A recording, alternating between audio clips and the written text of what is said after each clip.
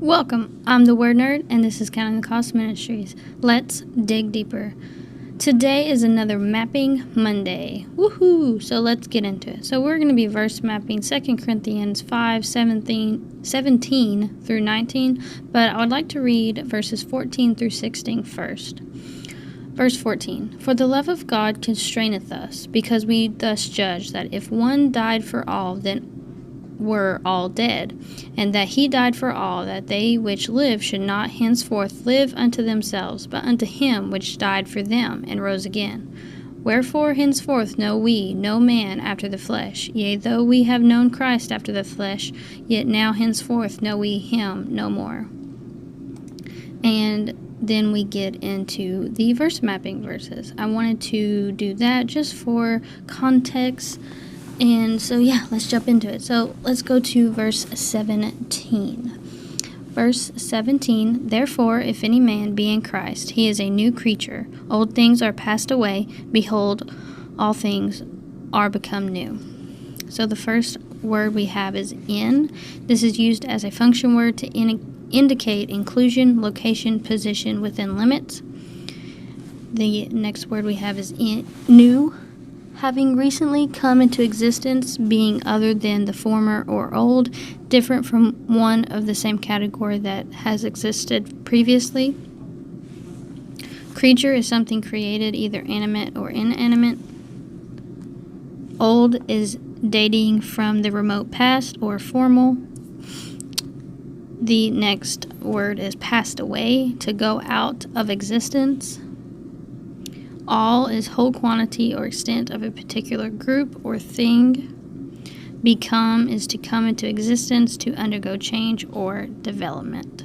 So, therefore, if any man be in Christ. So, it's a position within limits. Like, you have to be in Christ to be a new creature. If you're not in Christ, you're not going to be a new creature. You're not going to become new at all. So, new is totally different from your old person that you were. Passed away. So, old things are passed away. They are out of existence. They're done. They're dead. Nada. Let's go. Like nothing. Okay? Behold, all things, all, whole quantity, right, are become new. So, all things in your life are become new to come into existence. So, it's a whole new person. You're a whole new person. When you become saved, you repent and put your faith in Christ, you're going to change. Like, your actions, your thinking, everything is going to start to change. Yes, there's a process in that, but a lot of people, keep doing the same old things. Like, you're not saved if you're continually sinning. Your desires are still sinful. God's going to change your desires. Verse 18, And all things are of God, who hath reconciled us to himself by Jesus Christ, and hath given us the ministry of reconciliation. So the first word is reconciled, which is to restore to friendship or harmony. Ministry is a person or thing through which something is accomplished, agency, instrumentally, the office, duties, or functions of a minister. So, God has reconciled us to himself by Jesus. That is how we are reconciled, by his blood and his sacrifice on the cross. And God has given us the ministry of reconciliation, which is the service of to restore friendship or harmony with God to others by sharing the gospel and our testimony and things. Verse 19, To wit, that God was in Christ, reconciling the world unto himself, not imputing their trespasses unto them, and hath committed unto us the whole word of reconciliation. So imputing is to lay the responsibility or blame for something, often falsely or unjustly, to credit or ascribe something to a person or a cause. The next word is trespasses, A violation of moral or social ethics, transgression, sin, an unlawful act committed on the person, property, or rights of another. And committed is to carry into action deliberately, to put into charge or trust.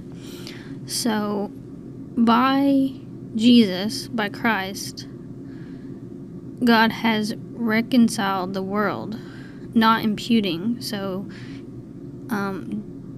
that's how basically not,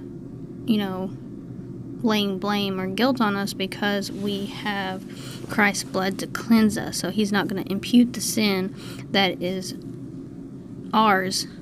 It's put on Jesus on the cross, and therefore we can be forgiven. And he's had committed, so to carry into action the word of reconciliation, which is the gospel, the word of God, the word giving Jesus to restore the world to friendship or harmony with God. So remember, you need to be in Christ to be a new creature. And if you are in Christ, you are a new creature. And the Holy Spirit will live inside of you and will start to change you from the inside out. Just keep reading the Word and keep growing in God and relying on Him, and He'll get you. He's got you. So, yeah, that's the verse mapping today, Mapping Monday. Hope you enjoyed, and I hope you are encouraged and inspired to dig deeper into God's Word. Check me out on Instagram if you want to see what I'm up to and studying on a daily basis. You can contact me there, message me, ask questions, and conversate. Yeah, it's a good old time. I'll see you in my next video. Remember, God loves you, and He's always with you. God bless.